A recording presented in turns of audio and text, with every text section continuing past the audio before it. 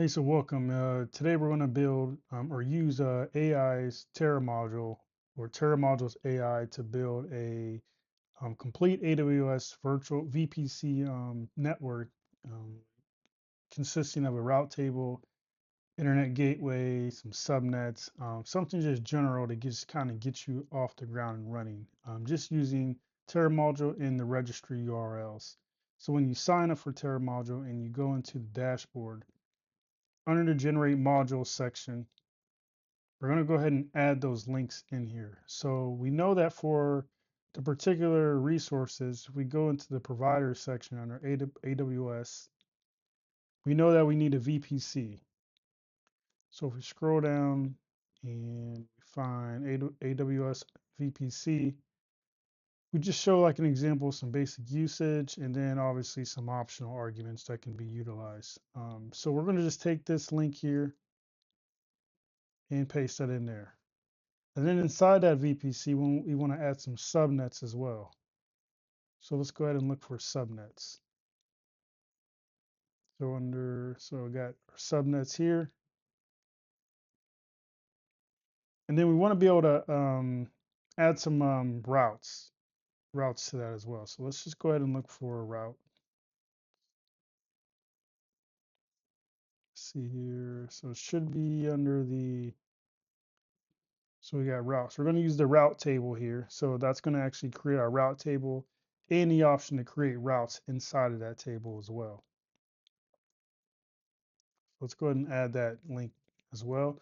And then what we're going to do is take we're going to want to give it something to be able to get out to the internet on. So we're going to need an internet gateway.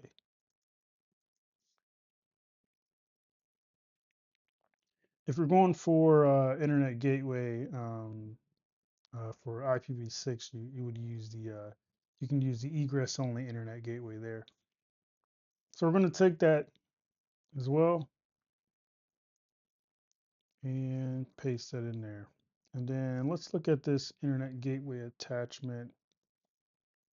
This looks like it will, oh yeah, attach it to the VPC. So let's use that link as well. And then, so if we take that, and then for our module requirements, we're just going to say, let's build a module and deploy a simple VPC with subnets, route tables, internet gateways, and that's pretty much it. And then for our target resources, again, what this is for is just we can define what resources you want to target. That way, if there are some other resource types in here we don't want to kind of target, it just kind of helps it focus a little more.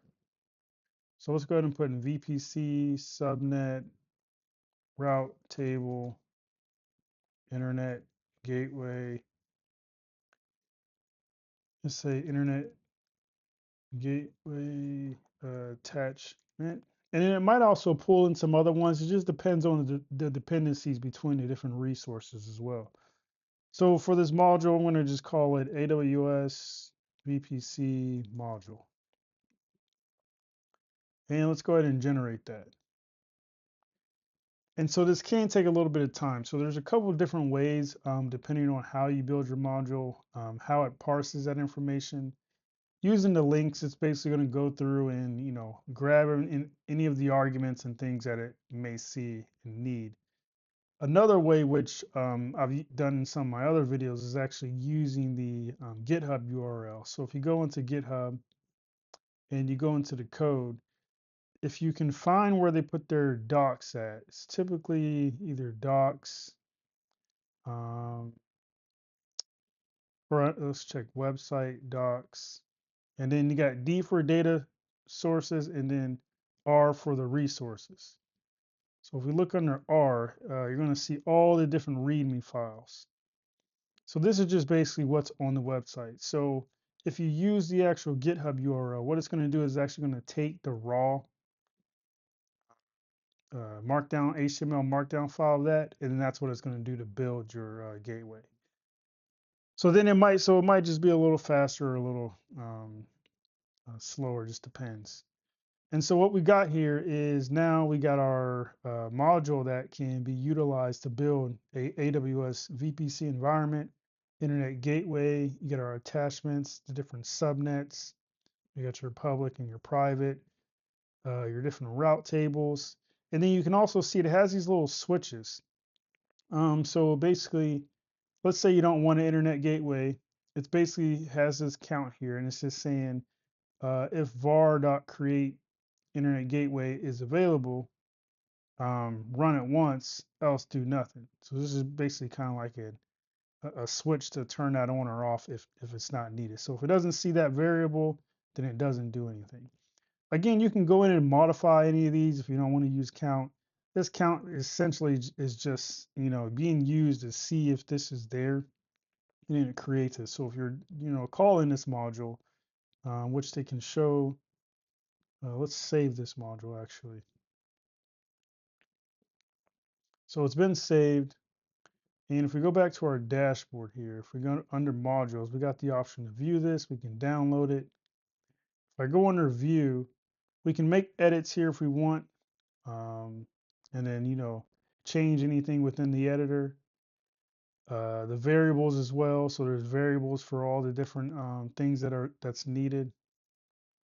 And then there are some defaults set. And then we got all our outputs.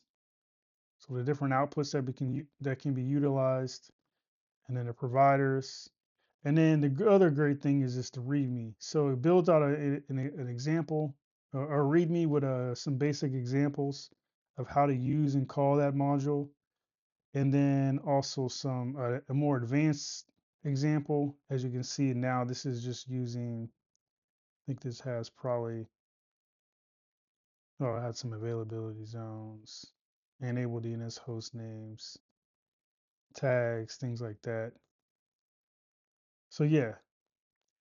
So now if you want to, you can save changes. If you made anything, you can delete it and kind of go from there. And then the great thing about this is you can save these and for later be able to download these, delete them. And if you're on the pro or basic plan, then you don't have a limit to how many you can save on these. And if you have any questions or recommendations, feel free to give us a shout here on our contact support page, and we can look into any problems you're having or any feature requests. Again, thanks for checking out Terramodule, and hope this helps you speed up your Terramodule and module journey.